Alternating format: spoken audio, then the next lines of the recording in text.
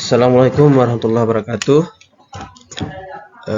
Kali ini kita akan membahas tentang 12 kesalahan umum pelamar P3K, baik itu guru, nakes, maupun teknis di instansi daerah sehingga tidak lulus seleksi administrasi atau TMS.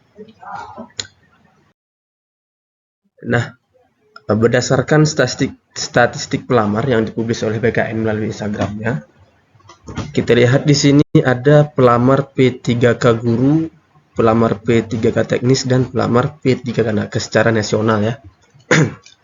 Dari yang sudah submit sekitar 3, misalkan pelamar P3K guru yang sudah submit ini sekitar 3.870.000. Nah, dari yang submit ini ada yang MS dan TMS. Nah, apa itu MS? MS itu berarti pelamar tersebut telah memenuhi syarat sehingga dinyatakan lulus seleksi administrasi. Sedangkan TMS itu sebaliknya. TMS itu tak memenuhi syarat, artinya pelamar itu baik itu berkasnya yang diupload atau segala macam hal sehingga tidak memenuhi syarat, maka dinyatakan tidak lulus seleksi administrasi. Nah, berdasarkan jadwal perpanjangan saat ini kita hari terakhir pendaftaran. Setelah pendaftaran seleksi, maka selanjutnya adalah seleksi administrasi, yaitu tanggal 20 sampai 14 Oktober 2023. Setelah itu barulah pengumuman hasil seleksi administrasi. Jadi seperti ini ya tampilannya Bapak Ibu. Kalau kita dinyatakan lulus seleksi administrasi, maka langkah selanjutnya adalah cetak kartu ujian. Sebaliknya, ketika kita dinyatakan tidak lulus seleksi administrasi, maka langkah selanjutnya kita bisa mengajukan sanggah, seperti itu. Ada 12 kesalahan umum pelamar yang kita rangkum. Yang pertama adalah penyebab TMS itu batas usia tidak sesuai dengan persyaratan. Nah, persyaratan untuk melamar P3K itu misalkan umurnya itu minimal 20 tahun. Jadi di bawah 20 tahun itu dianggap tidak memenuhi syarat. Atau seperti PNS, CPNS maksud saya, batas maksimal umurnya itu 35 tahun. Nah, yang kedua, kualifikasi pendidikan tidak sesuai dengan jabatan yang dilamar. Nah, ini menjadi penting kenapa?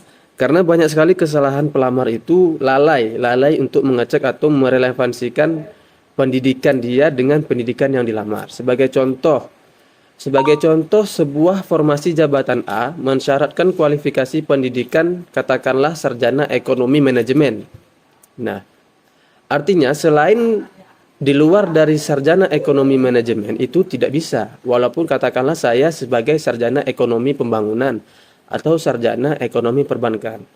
Tetapi jika suatu formasi jabatan itu mensyaratkan misalkan sarjana ekonomi, maka semua jabatan ekonomi yang masih dalam rumpun ekonomi itu bisa mendaftar. Nah, itu seperti itu ya, teman-teman. Lanjut yang nomor 3 adalah masa kerja honor belum mencapai masa kerja yang dipersyaratkan. Misal nih, jabatan atau P3K teknis mensyaratkan minimal honor itu 2 tahun. 2 tahun atau bagi guru itu minimal 3 tahun. Selanjutnya, nomor 4, pengalaman kerja tidak relevan dengan jabatan yang dilamar. Nah, ini yang paling penting. Kenapa?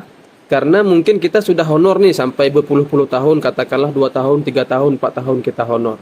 Tapi, pengalaman kerja kita saat honor itu tidak relevan dengan jabatan yang kita lamar.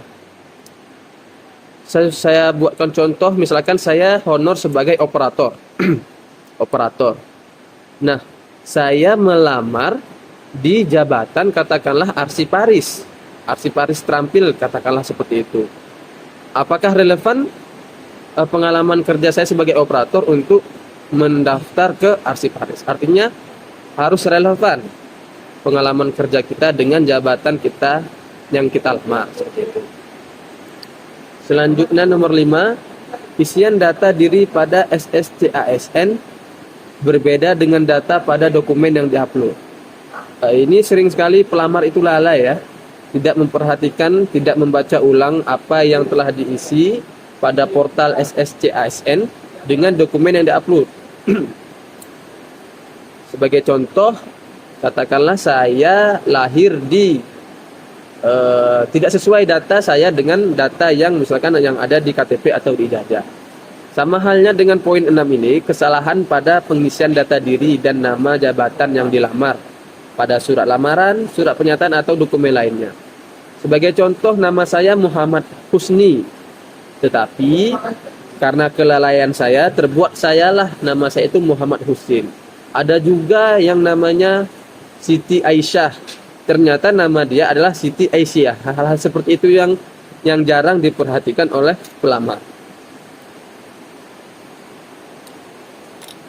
Selanjutnya nomor 7, dokumen yang diupload tidak lengkap atau tidak dapat dibaca dengan jelas akibat terpotong, buram, file korup, dan kesalahan lainnya.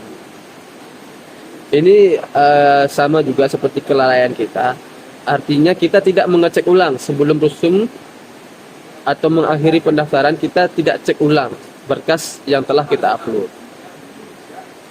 Selanjutnya nomor 8, salah upload dokumen seperti tukar atau tidak sesuai format yang dipersyaratkan instansi yang dilamar. Ini yang paling sering terjadi. Salah upload dokumen, misalkanlah pada kolom unggahan surat pernyataan, tapi yang diupload adalah surat pernyataan. Hal-hal seperti itulah, misalkan berkas yang tertukar atau format yang kita buat tidak sesuai dengan persyaratan instansi yang kita lamar. Seperti itu. Selanjutnya, penyebab TMS selanjutnya nomor 9 ini, dokumen dikeluarkan oleh pejabat yang tidak berwenang, seperti surat sehat atau surat keterangan dan surat lainnya. Ini sering terjadi. Ada sebagian instansi itu mensyaratkan syarat tambahan, dokumen tambahan, seperti misalkannya sertifikat komputer kah namanya, sertifikat keahlian yang lain kah. Jadi mungkin ada sertifikat itu yang bukan pejabat yang berwenang mengeluarkannya, atau seperti surat sehat. Sebagian instansi mensyaratkan surat sehat itu harus dikeluarkan oleh instansi pemerintah atau katakanlah puskesmas atau rumah sakit. Namun surat sehat yang mungkin dibuat pelamar ini adalah yang dikeluarkan oleh klinik. Hal-hal itu yang membuatkan TMS.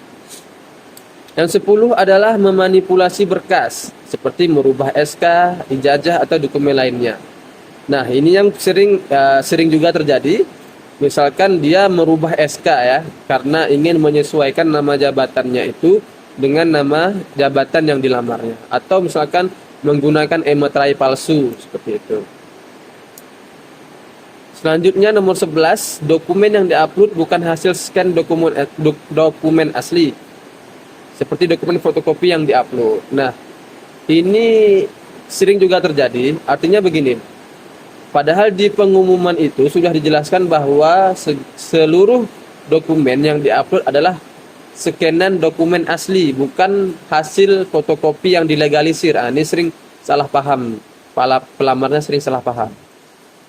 Dan yang terakhir adalah dokumen yang diupload tidak sesuai dengan persyaratan instansi yang dilamar, seperti akreditas kampus yang tidak sesuai tahun lulus. Ini sering terjadi karena mungkin dia tamatnya 2005 ke bawah atau 2000 berapa, jadi tidak ada akreditasi. Akhirnya dia upload akreditas yang terbaru, bukan pada saat dia dulu. Jadi itu saja teman-teman, 12 kesalahan umum yang dilakukan pelamar sehingga menyebabkan tidak lulus seleksi administrasi. Mungkin itu saja yang bisa saya share hari ini.